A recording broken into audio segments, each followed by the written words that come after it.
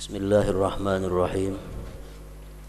Alhamdulillah alladzi hadana li hadza wa ma kunna linahtadiya laula an hadana Allah. Asyhadu an la ilaha illallah wahdahu la syarika lah wa asyhadu anna sayyidana Muhammadan abduhu wa rasuluh. Allahumma salli wa sallim wa barik ala sayyidina maulana Muhammad wa ala alihi wa sahbihi wa man tabi'a hudah, amma ba'd. Yang kita hormati dan kita cintai para habaib, para alim ulama, wabil khusus Al-Habib Abdul Qadir bin Umar, pengasuh pondok pesantren Tahfizul Quran Darul Furqan Kudus, para muhibbin hadirin dan hadirat rahimakumullah.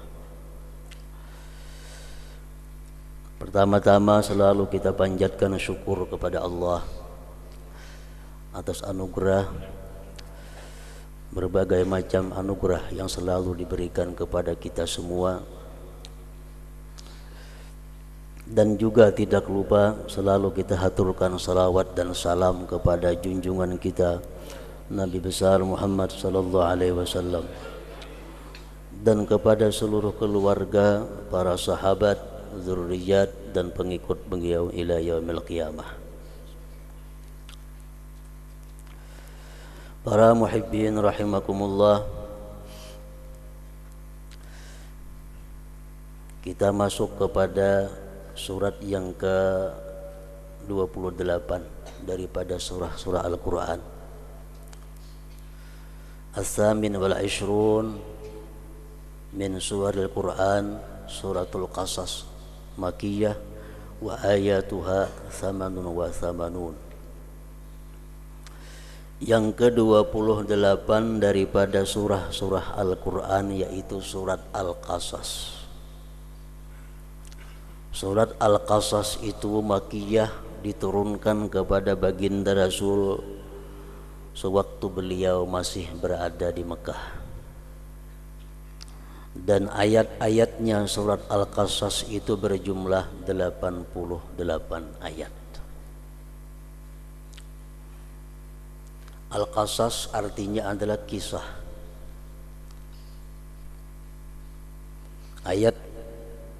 Ayat-ayat yang terkandung di dalam surat ini banyak menceritakan tentang umat-umat yang terdahulu, menceritakan tentang para rasul-rasul Allah, dan menceritakan tentang orang-orang yang menentang rasul-rasul Allah. Dan di dalam surat Al-Qasas ini pula banyak petunjuk, arahan-arahan dari Allah kepada kita semua untuk menjalani kehidupan ini agar tidak tersesat, agar kita bisa menjalani jalan yang lurus yang diridai oleh Allah Subhanahu wa ta'ala. Dari sekian banyak kisah yang ada dalam surat Al-Qasas ini, kita ambil satu kisah, yaitu ayat 78, ayat 76 seterusnya. A'udzubillahi minasyaitonir rajim. Inna Qaruna kana min qaumi Musa fabagha 'alaihim wa atainahu minal kunuzi ma inna mafatihahu latanu bil usbati ulil quwwah idh qala lahu qaumuhu la tafrah innallaha la yuhibbul farihin wabtaghi fima ataka Allahu daral akhirah wa la tansa nasibaka minad dunya wa ahsin kama ahsanallahu ilaik wa la tabghil fasada fil ard innallaha la yuhibbul mufsidin qala innama utituhu ala ilmin indi ila akhir. Kita ambil cerita dalam surat ini adalah tentang Qarun. Semuaan tahu lawan Qarun ini, sampai-sampai ada istilah harta Qarun. Inna Qarun kana min qaumi Musa. Qarun itu adalah kaum Nabi Musa. Satu masa dengan Nabi Musa. Menurut beberapa ahli hadis menceritakan bahwa Qarun ini sepupu sekali dengan Nabi Musa. Ibnu Ammi, anak ulih paman Nabi Musa. Anak paman sepupu sekali. Dan Qarun ini termasuk minas sab'in alladzina ikhtarahumullah li sama'i kalami. Qarun termasuk 70 orang yang terpilih untuk mendengar kalam Allah bersama Nabi Musa. Dan Qarun ini orang yang sangat alim dengan Taurat. Dan Qarun orang yang sangat tampan, sangat gagah, sehingga daripada ketampanan Qarun itu dia digelar Al-Munawwar, orang yang wajahnya berseri-seri, munawwar. Inna Qarun kana min qaumi Musa fabagha alaihim, maka Qarun ini takabbur atas Nabi Musa dan umatnya. Qarun dengki kepada Nabi Musa. Qarun zalim kepada Nabi Musa dan kepada umat kaum Nabi Musa yang lainnya. Fabagha alaihim, Qarun takabbur, dikenai zakat, Qarun kada mau bayar zakat. Padahal zakat zaman Nabi Musa itu 1/1000. Kalau kita bisi duit 1.000 rupiah, serupiah zakatnya. Kalau kita bisi harta 1.000 dinar, sedinar zakatnya. Sedikit bana zakatnya. Tapi Qarun oleh karena kebanyakan bisi harta, banyak juga zakatnya, kada mau. Bahkan Qarun mengatakan bahwa kalau kayak itu caranya, Musa ini bukan rasul tapi perampok. Fabagha alaihim. Bahkan Qarun memfitnah Nabi Musa bahwa Nabi Musa melakukan perzinahan dengan seorang perempuan. Macam-macam tingkah laku Qarun ini. Fabagha alaihim. Wa atainahu minal kunuz ma inna mafatihahu latanu bil usbati ulil quwwah. Kami berikan, kata Allah, Qarun itu daripada perbendaharaan harta yang kunci-kuncinya itu sungguh berat menanggungnya oleh sekelompok orang yang kuat-kuat. Kuncinya aja berpuluh-puluh hanya kau menanggung daripada banyaknya bisi kunci. Kunci perbendaharaan, kunci gudang duit, kunci gudang emas, kunci gudang perak, kunci gudang macam-macam. Amun dikumpulkan kunci Qarun itu diangkat oleh orang 10, kada kalau mengangkat.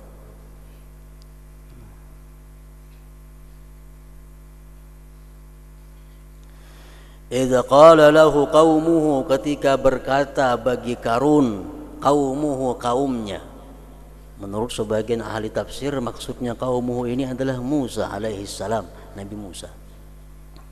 Kata Nabi Musa kepada Qarun, wahai Qarun, la tafrah, kamu jangan cungkak, kamu jangan sombong, jangan angkuh. Innallaha la yuhibbul farihin, Allah tidak cinta, Allah tidak suka kepada orang-orang yang angkuh. Yang kedua nasihatnya, wabtaghi fima ataakallahu daral akhirah, tuntutlah, carilah pada harta-harta yang diberikan Allah itu untuk akhirat. Harta yang diberikan Allah itu gunakan untuk akhirat. Yang ketiga, wala tansa nasibaka minad dunya, dan jangan kau lupakan bagian engkau dari dunia ini untuk beribadah, beramal saleh.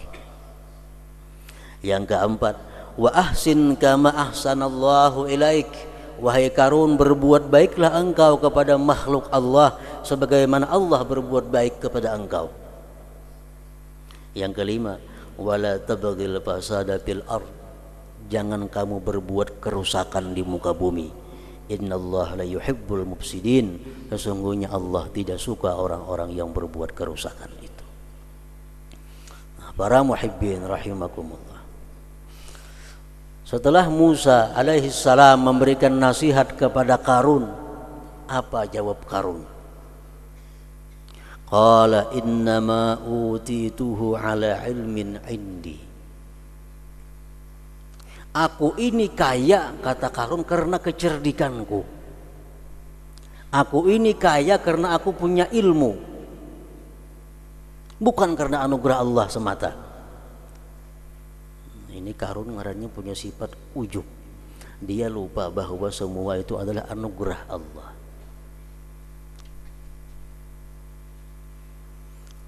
Dia kadang menganggap bahwa harta benda yang sangat banyak itu adalah pemberian Allah, tapi berkat dari usahanya, daripada pikirannya, daripada kecerdikannya, lalu dia menjadi orang yang kaya.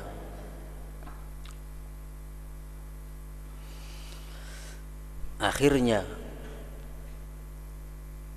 fakhasafna bihi wa bidarihi al-ardha fama kana fi'atu yansurunahu min dunillah wa ma kana minal muntasirin. Akhirnya kami tenggelamkan Qarun ke dalam bumi. Begitu seluruh harta-hartanya pun ditenggelamkan juga ke dalam bumi. Dan tidak ada orang yang bisa menolong dia selain daripada Allah. Dan tidaklah dia orang yang mendapat pertolongan dari Allah Subhanahu wa ta'ala. Jadi sampai sekarang Qarun masih hidup dan masih terus turun ke dalam bumi. Menurut sebagian ulama hadis mengatakan bahwa kalau nantinya Qarun itu sampai ke dasar bumi, kiamat. Jadi sementara belum kiamat, tiap hari Qarun itu terus masuk di dalam bumi. Nah, fa khasabna bihi wa bidarihil ardh. Para muhibbin rahimakumullah. Dari kisah Qarun ini, apa yang bisa kita ambil faidah? Dari kisah Qarun ini kita melihat itulah contoh orang kaya, contoh orang sugih yang tidak beradab dengan adab agama, sehingga akhirnya harta benda mencelakakan dia baik di dalam dunia apalagi dalam akhirat. Apabila orang-orang kaya itu beradab dengan adab agama, maka dia akan selamat daripada gulungan Qarun nanti di hari kiamat. Orang-orang kaya yang tidak beradab dengan adab agama, dia di akhirat akan dihalau bersama dengan Qarun. Apa adab-adab orang kaya supaya jangan tak kumpul lawan Qarun di akhirat kahina?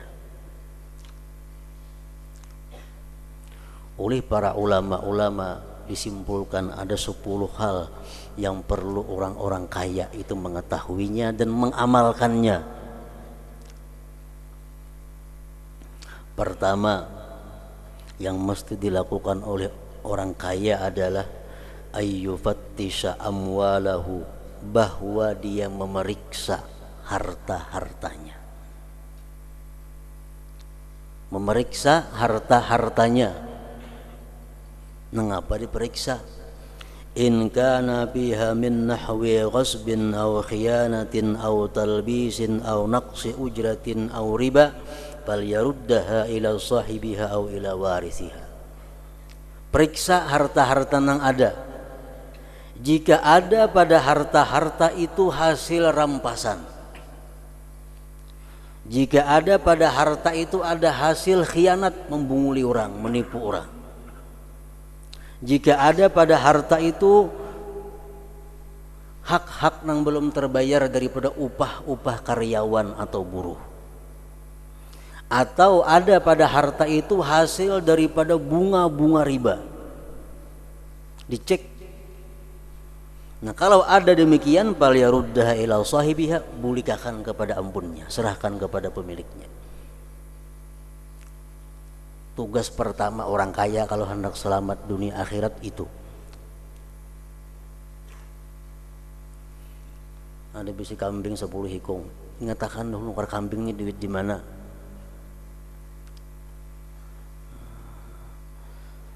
Dulu pernah membungaakan duit lawan si Fulan bin Fulan, aku pernah membungaakan untungnya 1 juta, bulikakan lawan Fulan tuh 1 juta kalau hendak selamat, kalau kada terjerinting kena.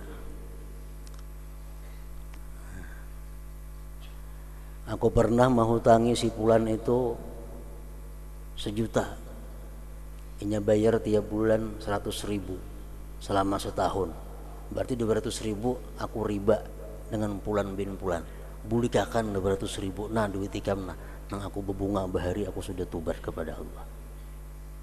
Kayak itu maka bulikakan.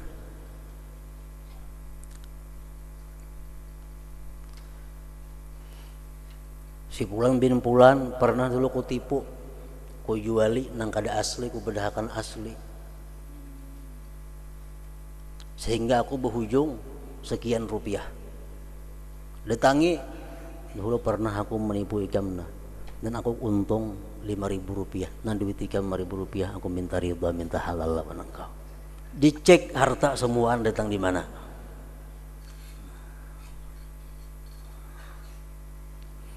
Ayyufattisha amwalah, dia periksa harta-hartanya.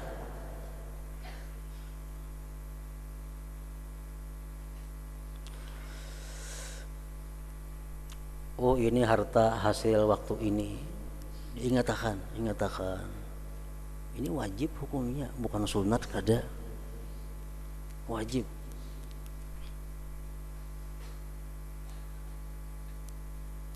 Ini harta nang aku dahulu jadi pembakal,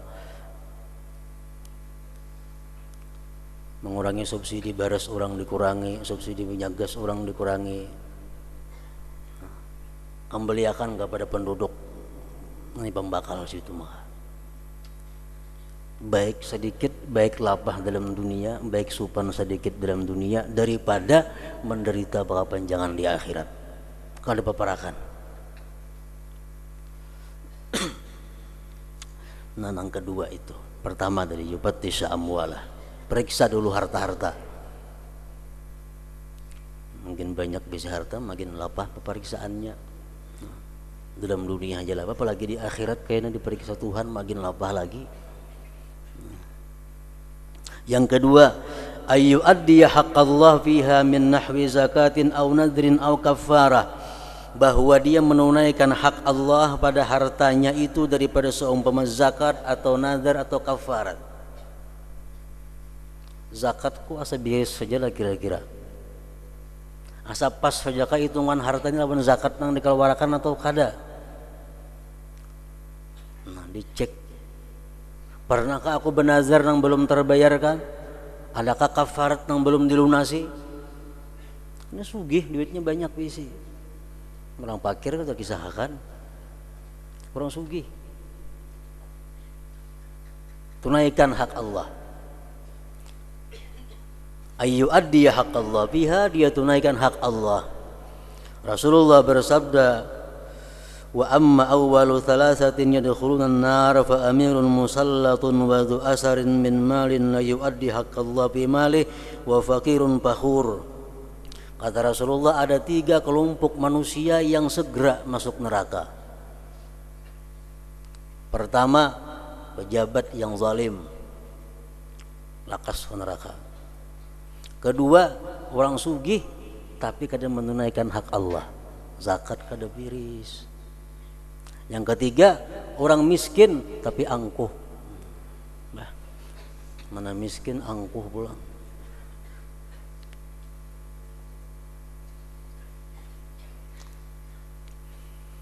Teliti zakat-zakat nang dahulu. Sugih mulai tahun berapa? Dulu miskin dulu, sugih mulai tahun 80 umpamanya sugih. Nah, kayak apa zakat cucuk kada. Yang ketiga, orang-orang kaya itu adabnya supaya jangan bakawan karun mati, ayya'tarifa fadlallah alaih, dia mengakui ini semua adalah karunia Allah. Melihatnya bisi hadangan banyak, ingat oh ini anugerah Allah. Lihat kabun banyak, ingat ini anugerah Allah. Lihat kendaraan bagus beisian, ingat ini adalah anugerah Allah Subhanahu wa taala. Kayak Karun tadi, ingat anugerah Allah. Yang keempat, ayyashkurallah ala dzalik, bahwa dia bersyukur kepada Allah atas yang demikian, bi ayyasrifan ni'am ila mardatillah.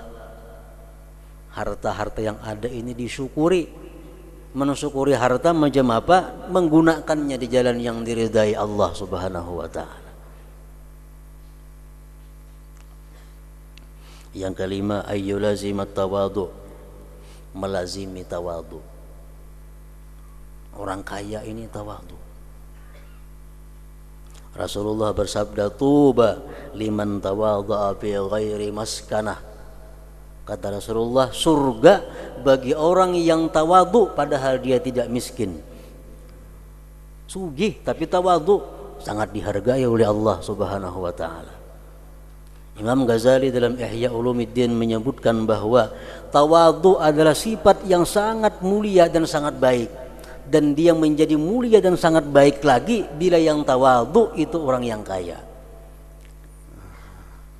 Tawadhu itu sudah bungas, tawadhu sudah bagus. Bila orang kaya tawadhu makin bungas lagi, makin bagus lagi. Sombong sifat yang jelek, sombong sifat yang jahat. Alangkah jahatnya kalau sombong ini orangnya fakir. Sombong sudah kada baik, beandak di orang fakir makin kada baik lagi. Tawadhu, orang kaya tawadhu. Kada segan-segan bergaul lawan orang-orang miskin, makan sama-sama dengan karyawan, makan sama-sama dengan buruh, kada segan. Yang keenam, ayyasila rahimah, silaturahmi. Duit ada kula Samarinda, tulak ke Samarinda. Ada kula di Jambi, tulak ke Jambi. Ada kula di Sumatera, tulak ke Sumatera. Duit ada, sugih. Silaturahim. Yang ketujuh, ayyu'ina ala nawaibil haq wa dzabil hajat. Dia menolong orang-orang yang kena musibah, orang-orang yang berhajat. Ditolong. Jangan sampai orang minta.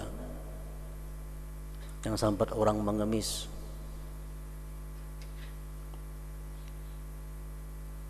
Yang kedelapan, ayyasuna bihi irdah, bahwa dia pelihara dengan kekayaannya itu pribadinya. Jaga pribadi dengan kekayaan.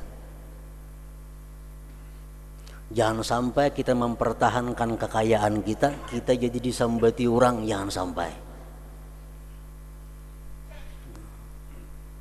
Hakun disambati orang asal jangan keluar duit. Nah itu yang artinya jangan sampai macam itu. Hakun disambati orang pemalar asal jangan keluar duit. Salah. Mestinya harta dijadikan Allah untuk menjaga pribadi, bukan pribadi untuk dikorbankan menjaga harta. Kesalahan itu. Ayyasuna bihi irdah. Yang kesembilan, wa ayyattasifa bis sakha, mesti bersifat dengan pemurah.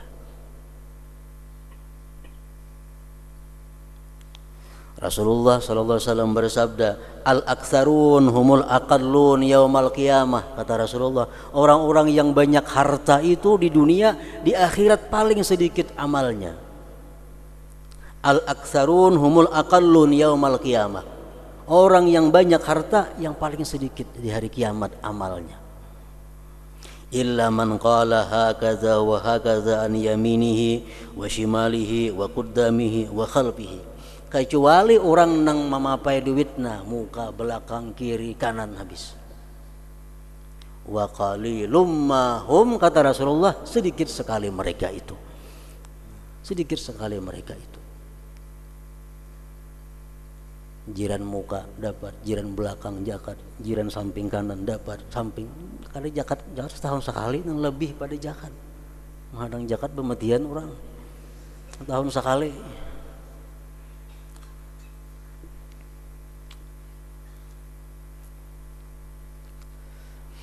Yang terakhir, wa alla yastaghila an dzikrillah ta'ala. Jangan sampai kekayaan itu menyibukkan dia daripada zikrillah. Jangan sampai gara-gara mau urus harta tak tinggal sembahyang berjamaah. Jangan sampai gara-gara mau urus harta kada tak turun ke pengajian. Jangan sampai mau urus harta sembahyang jadi tertunda. Nah, itu rugi. Bila orang kaya itu 10 macam ini dapat dilaksanakannya, dia akan menjadi orang kaya asyakirin yang syukur kepada Allah Subhanahu wa taala dan jauh daripada karun. Ada hadis Rasulullah yang berbunyi, qala Nabi sallallahu alaihi wasallam yu'ta bi rajulin yaumal qiyamah wa qad jama'a amalan min haram wa anfaqahu fi haram fa yuqalu idhabu bihi ilan nar. Di akhirat kaina hari kiamat didatangkan kepada Allah seseorang yang seseorang ini berusaha dari harta yang haram dia gunakan untuk haram. Lalu jar Tuhan, idhabu bihi ilan nar, bawa ke neraka. Tidak perlu dihisap lagi ini orang, bawa ke neraka. Wa yu'ta bi rajulin qad jama'a amalan min halalin wa anfaqahu fi haram. Datang lagi laki-laki yang dia mengumpulkan harta daripada yang halal. Lapah gawian memburu halal duitnya, nabang kayu, mengangkat kayu, menjual kayu, halal. Tapi dia gunakan dalam hal yang haram. Duitnya duit halal dipakai saganang haram. Menjadi Tuhan, idhabu bihi ilan nar, bawa dia ke neraka. Wa yu'ta bi rajulin qad jama'a amalan min haram wa anfaqahu fi halal. Ada orang datang lagi kepada Allah, dia dapat harta yang haram tapi digunakannya untuk yang halal. Duit korupsi bagi-bagi lawan rakyat, duit nang kada baik dibagi-bagi lawan rakyat. Kan halal loh dibagi-bagi, tapi asalnya daripada nang haram. Jadi Tuhan, idhabu bihi ilan nar, bawa ke neraka orang ini. Idhabu bihi ilan nar. Wa yu'ta bi rajulin qad jama'a amalan min halalin wa anfaqahu fi halal. Didatangkan lagi seseorang yang dia berusaha harta dari jalan yang halal dan dia gunakan untuk yang halal. Nah, jerih payah nang halal dia belanjakan untuk yang halal. Jadi Tuhan, keep, tunggu. Kalau langsung ke surga kada, tunggu dulu.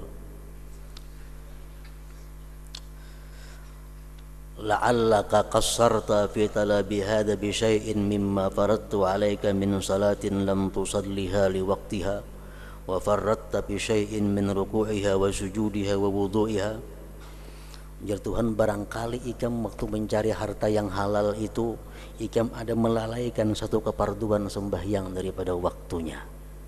Engkau ada melalaikan kekurangan ruku dan sujudnya. Engkau kada biris wudunya. Fayaqul, jadi laki-laki tadi, la ya Rab, tidak hai Tuhanku. Kasabtu min halal, ulun mencari daripada yang halal. Wa anfaqtu fi halal, ulun gunakan pada yang halal. Walam udayyi syai'an mimma faradta alayya, dan ulun tidak pernah menyia-nyiakan apa yang kau fardukan atasku. Fayuqalu, jadi Tuhan, la'allaka ikhtalta bi hadzal mal bi syai'in min markab aw saubin bahaita bih. Barangkali kau sombong dengan harta itu. Barangkali kau angkuh dengan pakaian yang kau pakai, kendaraan yang kau kendarai. Fayaqul, dia berkata, la ya Rab, tidak hai Tuhan. Lam akhtal wa lam ubahi fi syai'. Ulun kada pernah sombong, kada pernah angkuh dengan harta kekayaan itu. Fayuqal, dikatakan lagi, la'allaka mana'ata haqqa ahadin amartuka an tu'tiyah min zawil qurba wal yatama wal masakin wa ibnis sabil. Barangkali kau pernah kada menghutangi orang yang hendak berhutang kepada engkau. Barangkali kau pernah kada memberi orang yang minta kepada engkau daripada keluarga engkau. Bila sambutan itu biris menjawab dengan baik, hanyar dimasukkan ke dalam surga. Inilah risiko orang yang kaya di dalam dunia ini. Akhirul anbiya dukhul al jannah Sulaiman alaihi salam. paling akhir nabi masuk ke dalam surga Nabi Sulaiman alaihissalam. Kenapa? Kebanyakan urusan.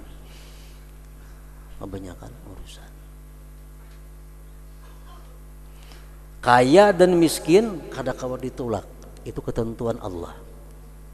Kalau kita hendak dijadikan Allah orang kaya, kaulah kita kada mau, kada kawa. Duit di tangan atas bawah kiri kanan bersambur lawan kita.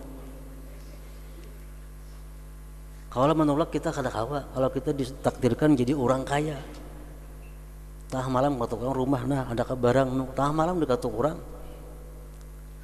Kalau kita takdir orang kaya kada kau menghindar.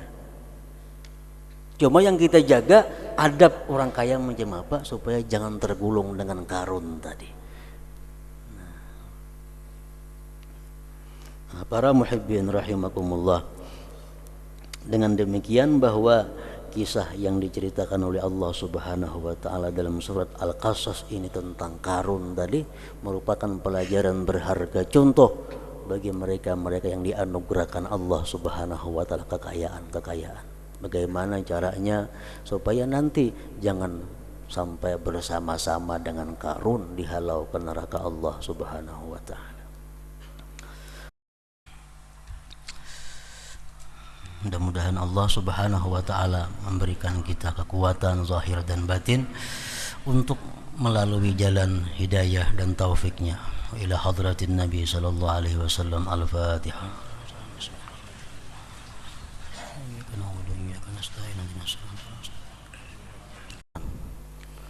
فيا أيها الرجل منه شفاعة صلوا عليه وسلموا تسليما اللهم صل وسلم وبارك عليه